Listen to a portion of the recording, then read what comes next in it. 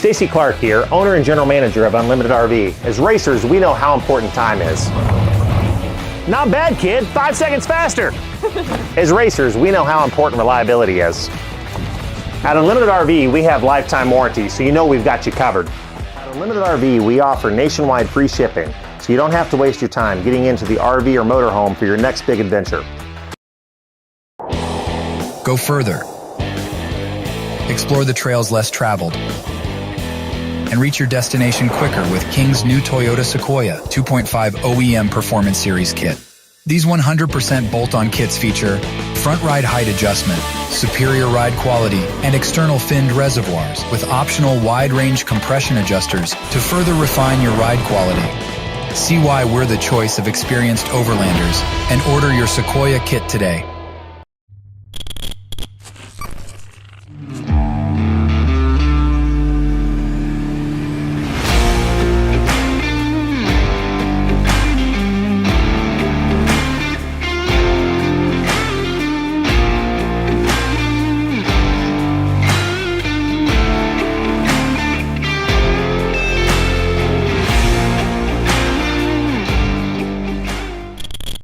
Alexander Ford, voted Yuma's best for 2023, wants to be your best choice in 2024. This month we're celebrating mothers, veterans, and our Hispanic community with special offers for all. Get 2.9% on Bronco Sport and Escape, or an F-150 with 1.9% for 72 months. Alexander Ford has one of the largest selections of SUVs and trucks in Yuma, with every vehicle clearly marked to sell now. Visit BillAlexanderFord.com and see why we are a difference you can count on. Sure, everything's made of something, but time and sweat is what puts it together. And it's that relentless application of effort against the clock that created everything around us. The BFGoodrich HD terrain tire is engineered to tackle the extreme situations heavy-duty trucks are met with head-on, because downtime can't exist when there's a job to do. Time isn't something to marvel at. It's something to be seized. It's a tool we put firmly in your hands. BFGoodrich, what are you building for?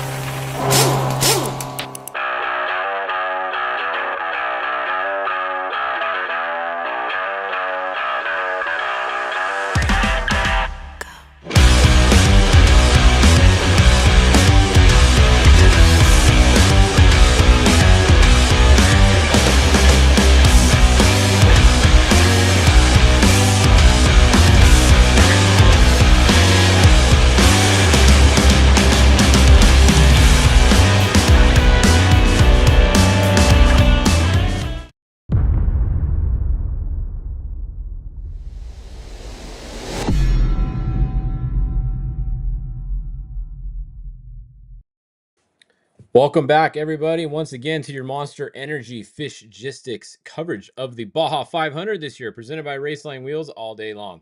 You guys having fun? You guys eat lunch? So, of course, we ordered lunch, and it showed up literally about 1 minute before I was about to go live, so I didn't get to eat yet. So this update is going to be a little bit shorter, so I can eat my food while it's still warm. And what did we get? Of course, we got Mexican food because the race is in Mexico. What else would we get, right? But we got a burrito. Those are actually kind of hard to get in Mexico. I got a carne asada burrito from Albert Tacos. So that's I actually like it better than a lot of the places in Mexico. Hate to say it, there is some good taco stands down there, but the Mexican food in Southern California is actually really hard to beat. And if you guys live here, you've been to Southern California, you know what I'm talking about. So anyways, we have a race going on right now, and we have some bikes getting close to the finish. Now, the trackers have been horrible all day.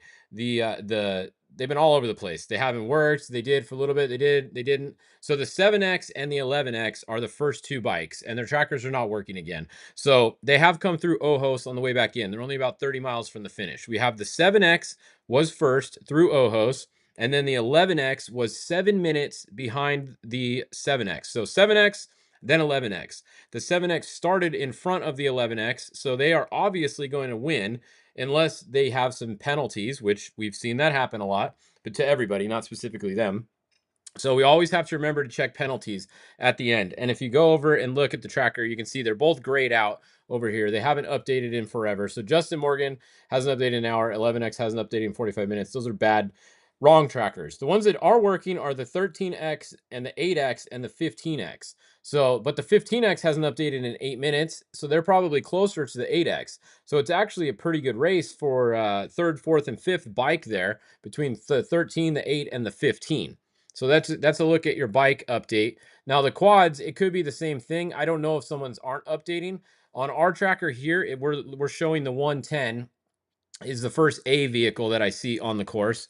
So the 110, and then we got the 124 behind them, and then we got the 136. So that's your top 3 on the tracker in the quads. Once again, if someone's tracker is not working, we wouldn't know. So take that for what it's worth. So that's what's going on there. And then, yeah, hold on one second. Getting some updates for you guys.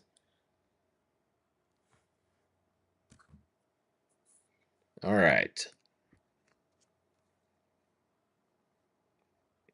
We got some live updates for you guys. Hold on one second. All right. So going back to the cars and trucks.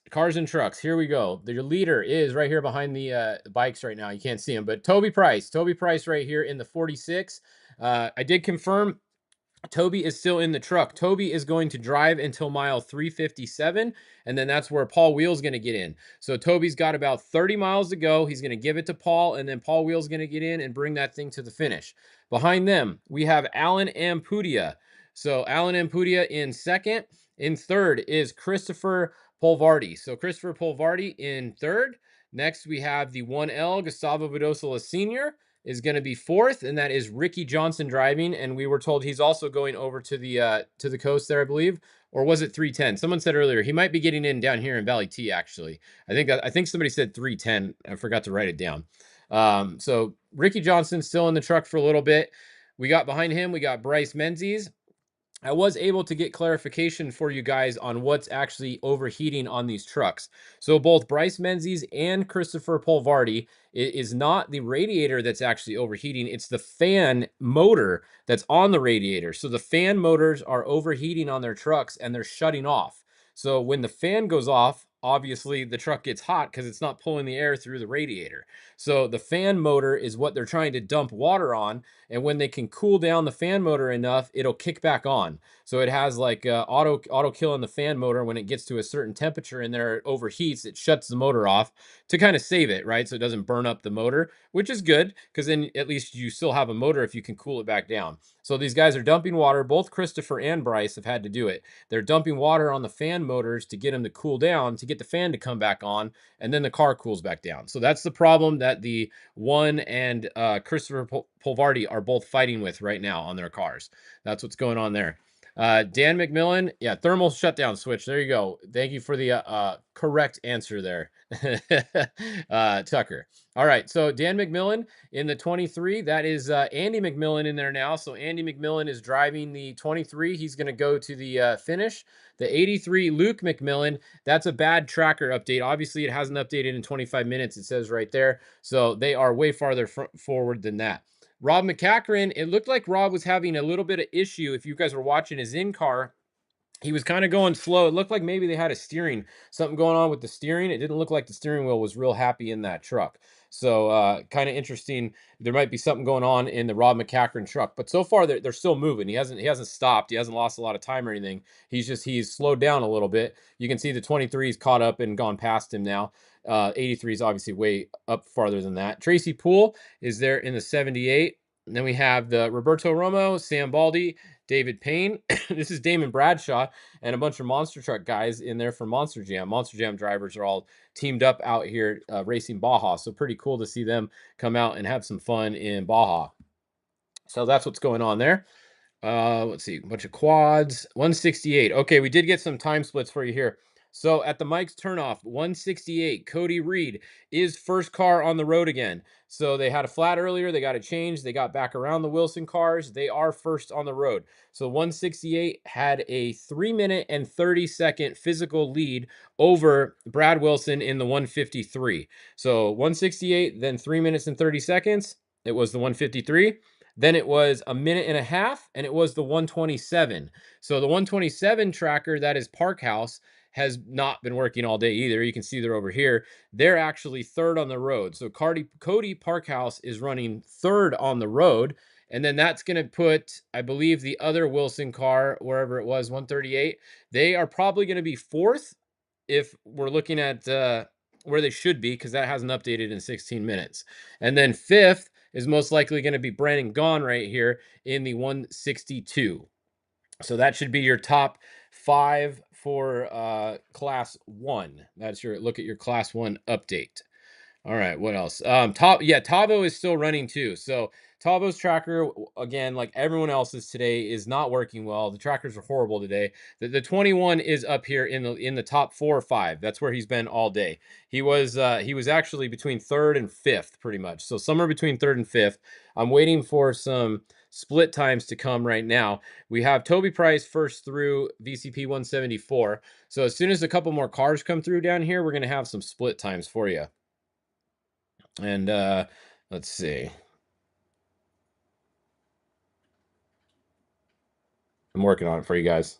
Okay, so we got Sachin down here. He's going to try to give us some split times live for you guys, physical. I found out what happened on the timing too. So if you guys are looking at the live timing, you notice that the 245 and the 294 sectors did not work. So the one of them overheated. It sounds like it got too hot, just like a car. It overheated, so they needed to put that in the shade. Good notes for the future. Remember, this is the first time they're using these out at Score in Baja, so everybody's learning with these things. So that one overheated, and then the next one got taken out. It got run over. It was too narrow, and it got hit by a bike or quad or something. So the 294 one has been taken out as well. So we're hoping the 358 one is good to go. So once the cars get to 358, we should start getting time splits again for you guys. So that's what's going on with the time splits. If you guys are looking at the time and you're wondering why we didn't get anything at 245 and 294, that's why. Hopefully 394 or 358 and so on work. So we'll see. We'll find out when they get there, but that's what's up with that right now. The spec trucks, let's go look at spec. So we have, this is once again on the tracker, which have sucked today, so I wouldn't really rely on this too much. But Justin Davis is showing out front. He's got a big lead over Brent Fox on the tracker. Then we have Jordan Brenthal, that's Abdali Lopez in third.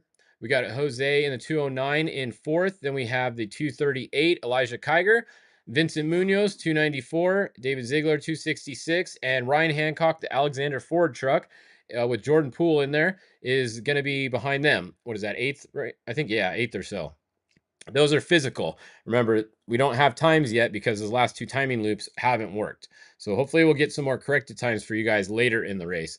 Then we have Mike Marsal, Stephen Beal. Thor Herbst is probably way up there because his hasn't updated in 36 minutes, and so is EJ Herbst. So I would assume both of those guys are probably up here closer to the front, probably in the top 3 or 4, really, because those trucks were up front when they were working. So most likely the 219 and the 263 are somewhere up front as well. So yeah, it's even Ethan Hagel here. It hasn't updated in 1 hour, and earlier he was up front earlier. So they could be up there too. It's just the trackers are really the trackers are shitting the bed today. Like they are. This is not good. This is the worst the trackers have been in a long time. And I don't know what's going on with them. It seems like we take 1 step forward and then we take 2 steps back all the time with tracking and timing and everything. Timing is still forward. We just lost a couple loops. So hopefully we're going to take a step forward again at the next timing loop.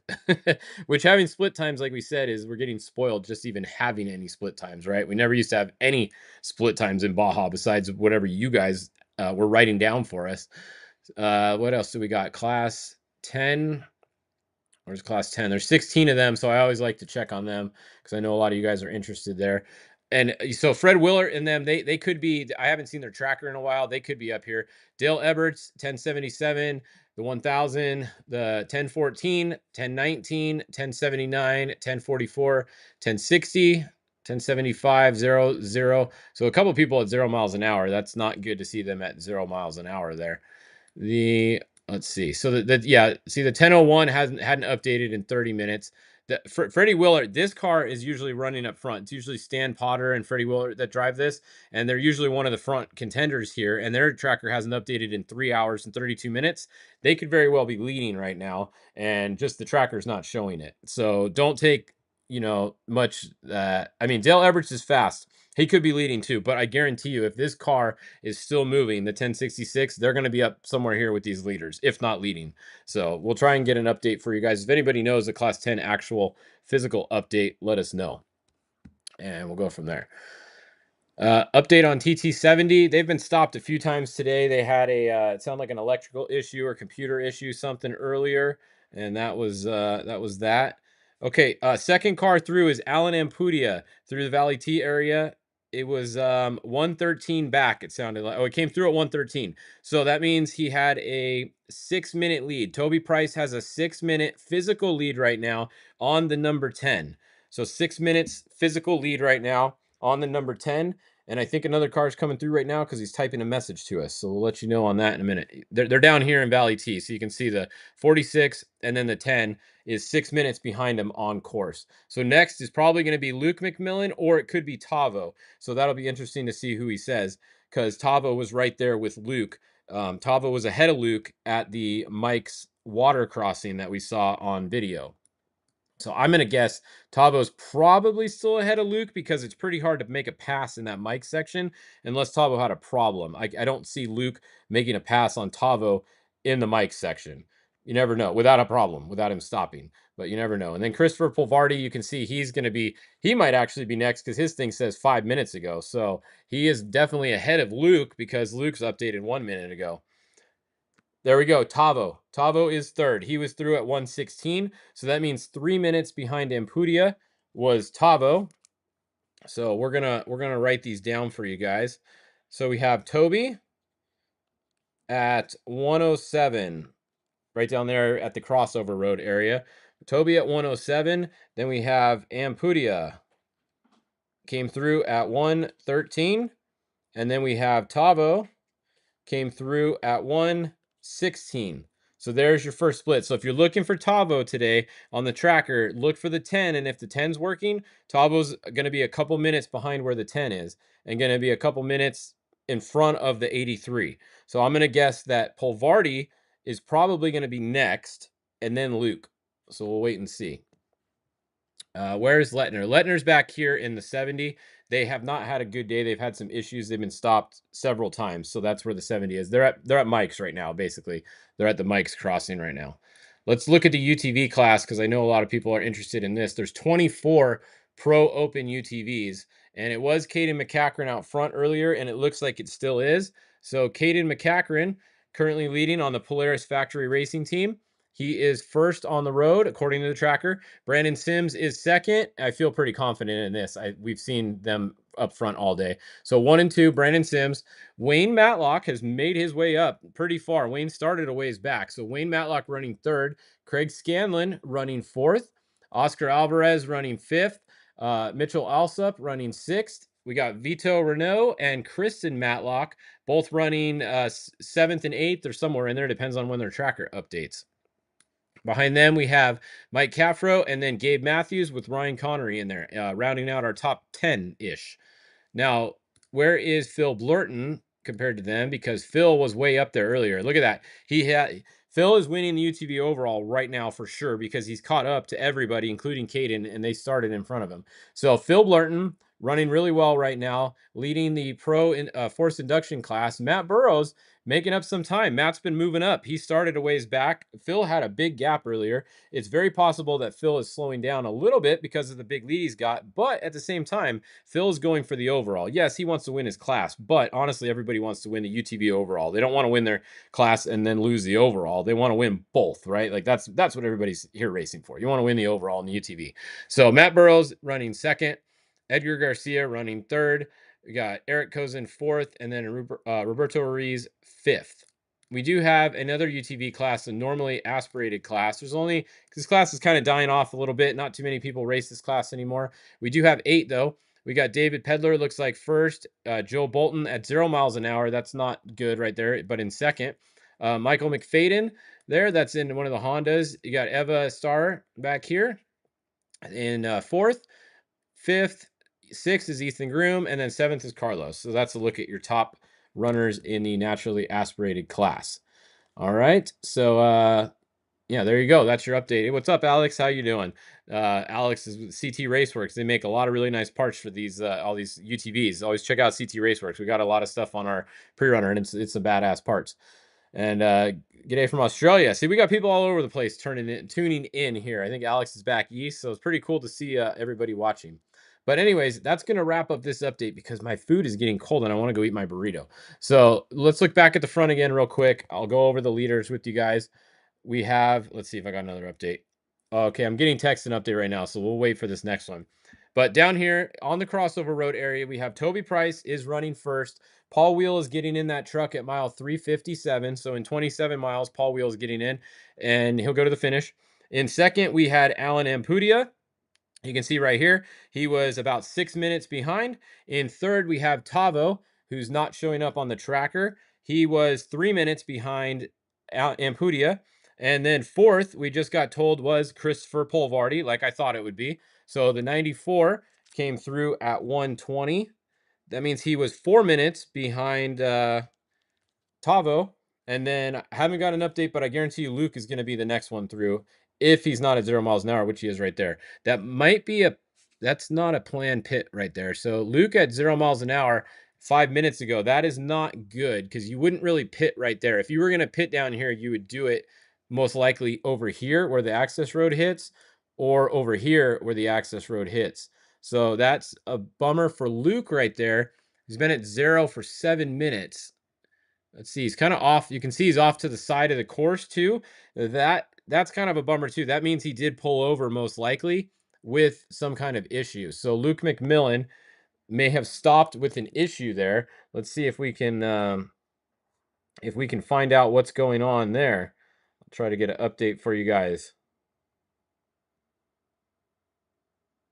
But Luke was going to be next. That means that right here, Gustavo Bedosola Sr. with Ricky Johnson driving is probably going to be your fifth truck on the road as soon as he goes around Luke in a minute if Luke is still sitting there. So a little bit of a change there. One more position bump up. We already know Christopher went by. His tracker is not working well. And then Bryce, his tracker is working okay right now. So he's going to be probably sixth once he gets around, when he goes around Luke in a minute, if Luke is still sitting there then. So we'll try and get an update for you guys on that. I don't have anything yet, so we'll try to get an update on Luke for you by the next one. And they said Luke pitted at 317. Yeah, so this is definitely not a planned. That's not a planned pit stop for Luke right there. So bummer for him. Hopefully it's just maybe a flat tire or something, and they're able to change it. But you can see, look, it just updated again, and that means he's been there for at least 8 or 9 minutes, and he's still at 0 miles an hour. So he's definitely pulled over with something going on there in the 83. Hopefully they can get it fixed. He's got Jason Duncan that rides with him. That dude is super good navigator. He can change a tire really fast, so it's definitely not a tire if it's taking him this long, which is bad. It means it's probably something worse than a tire. All right. Well, we'll find out what's going on with Luke, and we'll update you guys at 2 o'clock. And until then, I'm out of here. I'm going to eat. I'm going to go eat some Mexican food. You guys should too. Go watch the score feed. Look, they got Rob Mack on live.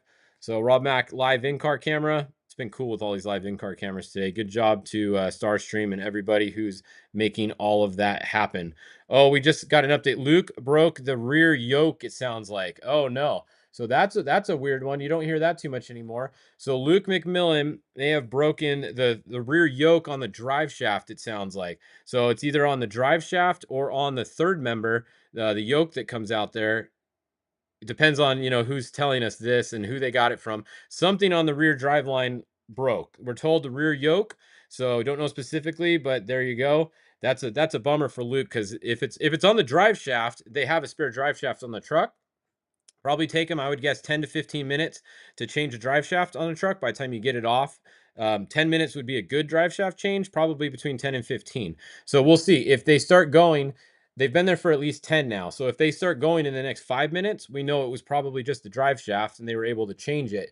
If they're there for more than 5 minutes, we know it's probably something on the third member, and they're going to have to wait for a chase truck to get in there because they do not carry spare third members on these cars. So bummer for Luke. Hopefully it's a drive shaft. I mean, if he gets it changed, he could still almost get out in front of Bryce, or right after Bryce. So hopefully they get it changed. We'll wait and see if they get moving again or not soon. All right, so there you go, guys. That's your update. We'll see you back here at 2 o'clock with your next update on Fishgistics. At Baja Designs, we have lights for all on- and off-road enthusiasts. For 30 years, we have been lighting up the night.